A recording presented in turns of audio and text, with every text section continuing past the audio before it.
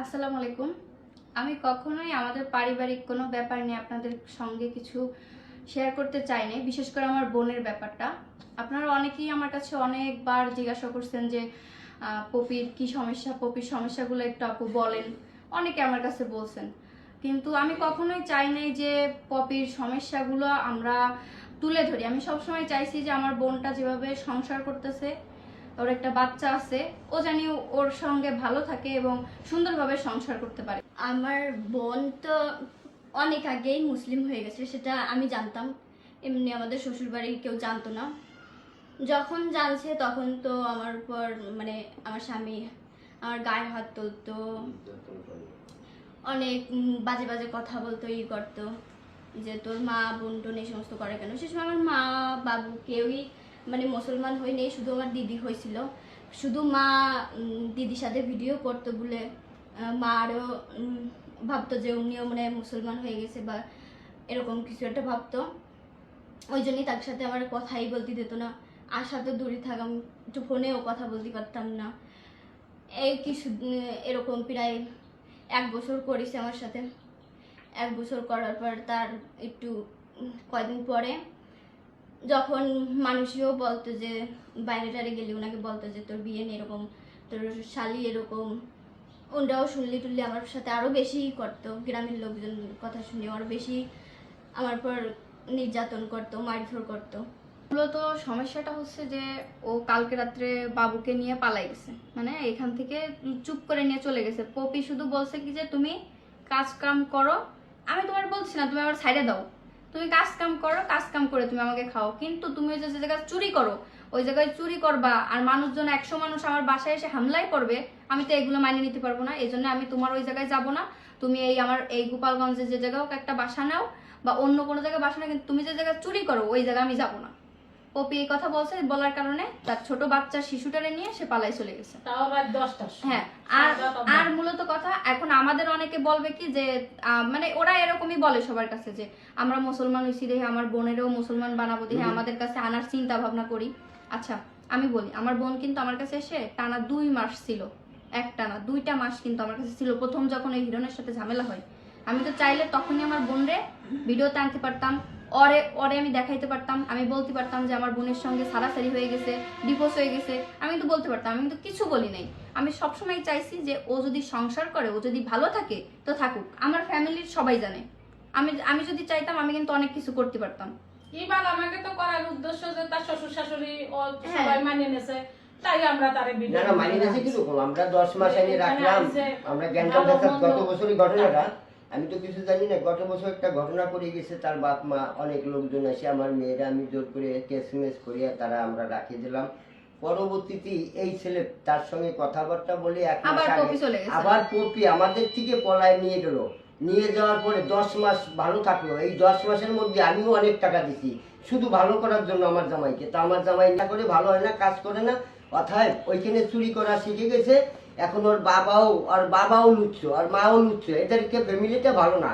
এখন অর্থাৎ আমি এই জন্য আমার কাছে আনিয়ে রাখছিলাম। তারপরে দেখছিলাম যে 1 মাস পরে আমার মেয়েটারে আর ছেলেটারে নিয়ে রাত্রে চুরি করে বেরিয়ে গেল। ধরেন ছোটবেলা আমার এই মেয়েটা 13 বছর নাবুস মেয়ে আমার এখান থেকে বেরোয়, বাড়ির থেকে বেরোয় নিয়ে গেছিলো। আমি বিয়ে শাদিও দিতে পারিনি। তারপরে আমরা সামাজিক ক্ষেত্রে দেখি যে আমার মেয়ে তারে ভালোবাসিছিল, বিয়ে শাদি দিয়েছিলাম কষ্টে। কিন্তু এখন আমি যে জ্বালায় যন্ত্রণায় আছি, আমি এখন আপনারা বলেন আমি কি আল্লাহর পথে আসছি বিদায় কি আমার এতগুলি এত আল্লাহর যন্ত্রণা। আমি কি বাবা হই আপনাদের কাছে এইটুক চাও আমার মেয়েটা সুখী থাকুক, তারে মাইদুর করে 10 মাস ভালো ছিল। এই গত যে 15 দিন আসছে এর মধ্যে মাইদুর করে পাঠাই দিয়েছে চুরি করে। আমার মেয়ে ওই ভয় পেয়ে ওইখান থেকে চলে আসছে। চলে আসার পরে ওই জায়গা ভয় পাওয়া না, ওই জায়গা খালি ভয় পাওয়া না। আমার বাসায় এসেও আমার মেয়েটা কোনো সময় ওই একার কাছে থাকে না, মারছে। ওই একার কাছে থাকতে চায় না। তারপরে কালকে একটু বলছে যে আমার মেয়েটা একটু কাজ কাম করে খাও। আমি জামাই মানুষ হয়ে খাওয়া ঢুকেছি বসায় যেটা ভালো হয় নাকি। 1 মাস হয়ে গেছে 1 মাস হয়েছে বেড়ে আমি খাওয়াচ্ছি। কিন্তু তারপরে কালকে যখন আমি ছিলাম না বাসায়, হয়তো কিছু বলছে আমার মেয়েটা, তখন রাত 10টা বাজে সেই ছোট বাচ্চাটা নিয়ে, তাই এরকম দুধের বাচ্চা। তাই আমি মুসলমান হওয়াতে যদি আমার এতখানি অপরাধ হয়ে থাকে, এর জন্য আমি আল্লাহর কাছে ডাকি, আল্লাহ ভালো রাখেন, সবাই আমার দোয়া করেন। আমার এই এখন আমরা কি ভালো করবো? কাজে এখন আমি আমরা কোন পথ পথে খুঁজে যাবো? পাচ্ছি না। এখন আপনারা আমার এই পথটা বলে দেন কিভাবে আমি এইটা সংশোধন দেবো। তাই আমি এখন খুলনায় যাচ্ছি 0 পয়েন্ট তাদের বাসায়, দেখি কিছু আপনারা আমার পাশে থাকেন। আল্লাহ হাফেজ। এখন আমরা ওই যাচ্ছি রওনা করে বাবুর কাছে, দেখি ওইখান থেকে ছোট বাচ্চা, ওর জীবনটাই নিয়েই বাচ্চা এখন টানাটানি। এখন কি করব আমরা, মানে দোষ ঘুরে ফিরে মানে আমাদের ঘরেই আসে। ওর সমস্যা কি? ওর সমস্যা এই যে দাঁড়াও, ওর সমস্যা কি? ওর সমস্যা তুমি তো দেখতেছো, এই কয়টা বছর ধরে তো তুমি দেখতেছো। এই না যে আগে একবারও তো পপি হ্যাঁ। আসছিল, আইসা চলে গেল চলে গেছে, তারপরে আবার না কেন জানা পপি পলায় চলে আবার আসলো? চলে আসলো কেন? কি সমস্যা কি? সমস্যা চুরি করে। যাই মাতবর মানে এখন চুরিও করে, আগে তো জানতাম নেশা করে, মানে লুচ্চামি করে, কিন্তু ইদানিং আবার কি চুরিও ও করে। পপি বলতেছে মূল সমস্যা হয়েছে কি, তুমি তোমার যেটা বলছে, মানে ওই দিন ওই কার জানি চেন চুরি করছিল, হ্যাঁ ওই কোথাতে চেন চুরি করে সেই চেন আবার 47,000 না কয় টাকা বিক্রি করছে। আমাদের ঘরে বসে বলতেছে আমরা এক সপ্তাহে 47,000 টাকা ভেঙে খাইছি। হ্যাঁ, মানে এটা ওর নিজের বুঝলে? মুখে বলছে। হ্যাঁ, ওর নিজের মুখে বলছে। আবার আমাদের মনে তো শয়তানি নাই, যদি শয়তানি থাকতো ও যে সমস্ত কথাবার্তা বলছে, ও যে সমস্ত চালচলন করছে, আমরা এগুলো ভিডিও করে রাখতাম। আমরা তো কখনোই চাই নাই যে পপি ওর সঙ্গে সংসার করবে না বা পপির ওর সঙ্গে দিব না, তাহলে আমরা বহুত আগেই ওর কাছ থেকে নিয়ে আসতে পারতাম। পরে হয়েছে কি, ওই চেন যে চুরি করে ও তো বিক্রি করে খাই ফেলছে নাকি, তারপর ওই এলাকাবাসী মানে এলাকার লোকজন যে কোনো ভাবে জানতে পারছে যে ও নিছে।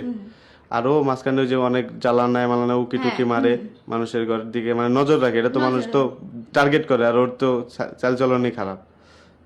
তো এর কারণে আর কি বাসার নিচে লোকজন চলে আসছে। তারপরে ওই বাড়িওয়ালা বলছে যে বিচার হবে, রাত হয়ে গেছে দেখে আর বিচার করতে পারে নাই।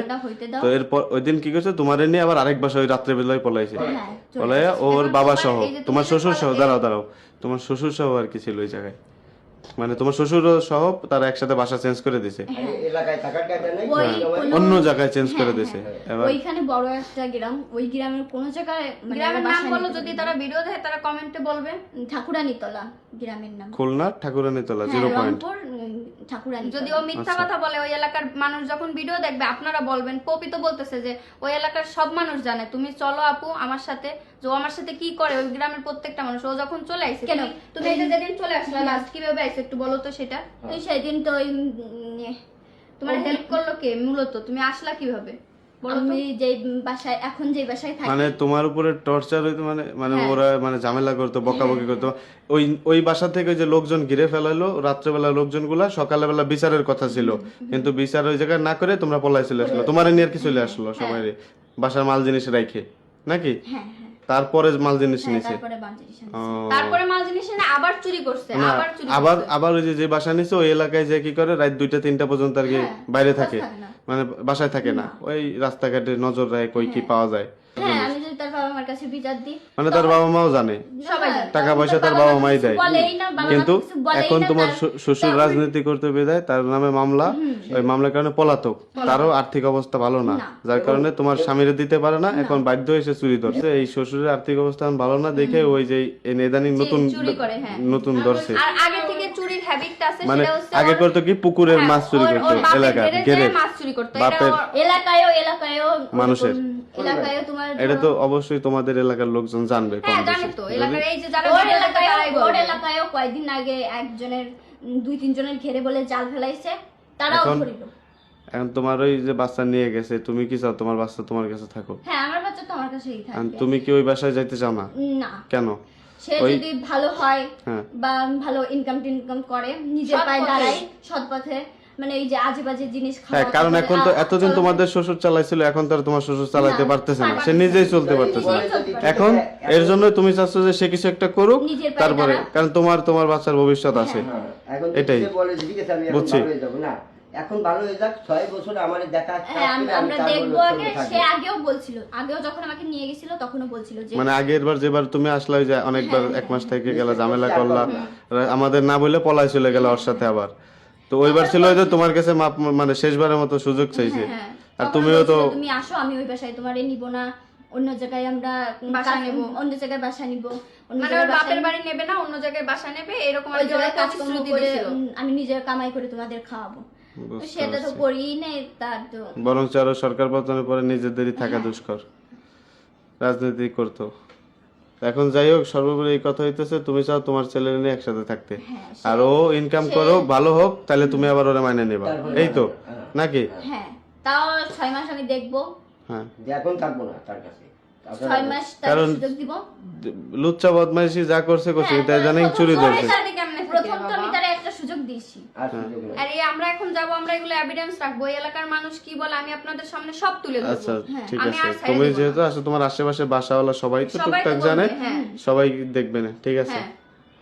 রাত্রিবেলা অনেকভাবেই আমার বোনের হাজবেন্ডকে, আমি, আমার হাজবেন্ড, আমার বাবা, আমার মা সবাই বলছি যে বাচ্চাটাকে কষ্ট না দিয়ে তুমি নিয়ে চলে আসো, তোমাকে আমরা কেউই কিছু বলবো না, বা তুমি যে এটা করছো এটা কখনোই আমরা মনে রাখবো না, তুমি বাচ্চাটাকে না কান্না করায় নিয়ে আসো।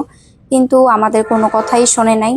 রাতটা আমরা কোনোভাবে পার করে সকালে গাড়ি একটা ভাড়া করে নিয়ে যাচ্ছিলাম, কারণ আমরা বুঝতেই পারতেছিলাম যে ওইখানে যাওয়ার পরে তো ওরা কোনো না কোনো ঝামেলা করবেই, এর জন্য আমরা গাড়ি নিয়ে যাচ্ছিলাম। না হলে আমাদের আসতে কিন্তু অনেক রাত হয়েছে, প্রায় বাবুকে নিয়ে আসতে আসতে আমাদের রাত 12টা বেজে গেছিল। তো 12টা 1টা বাজছিল না, পাশ থেকে মা বলতেছিল 1টা বাজছিল, অনেক রাত হয়ে গেছিল। ওদের ওইখানে আমাদের অনেক কিছু করার পরে বাবুকে হাজির করছে, আমাদের দেখে বাবুকে নিয়ে ওর বাবা আবার পলায়ে চলে গেছিল। তো যাই হোক, সবশেষে আমরা বাবুটাকে যে সহি সালামতে নিয়ে আসতে পারছি, এটাই আলহামদুলিল্লাহ। ওরা অনেকগুলা শর্ত দিছিল, তার ভিতরে ওদের একটা শর্ত ছিল যে স্ট্যাম্প করে ওদের কাছ থেকে জানি বাচ্চাটা নিয়ে আসি। তো আমাদের কোনো উপায় ছিল না, আর আইনি পদক্ষেপে বা কি যাব বলেন, এর জন্য আমরা ওইভাবেই বাবুকে নিয়ে আসি।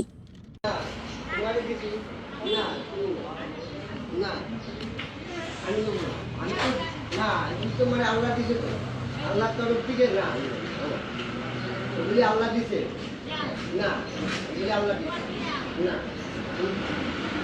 আমার আল্লাহ দিছে তো। আর তাই আপনার তোমার জন্য পাঠাই দিচ্ছে যে আবহাম যেটা আছে তাকে কি হয়েছে আমি গেলাম। পাগলটাও আমাকে কষ্ট দিচ্ছে, বুঝছো যে আমরা কত কষ্টে আছি। ওটাই আমার বাবার কাছে নেই ভাত খা, নেই খা খা। আমাকে তো কালকে রাত্রে তো কোনো খাওয়া দাওয়া নাই, নেই ভাত খা খা খা। আমরা আমাদের গন্তব্যস্থানে আসছি, খাবার গেলাম বাবা, আম্মু ফোন দিচ্ছে আমার।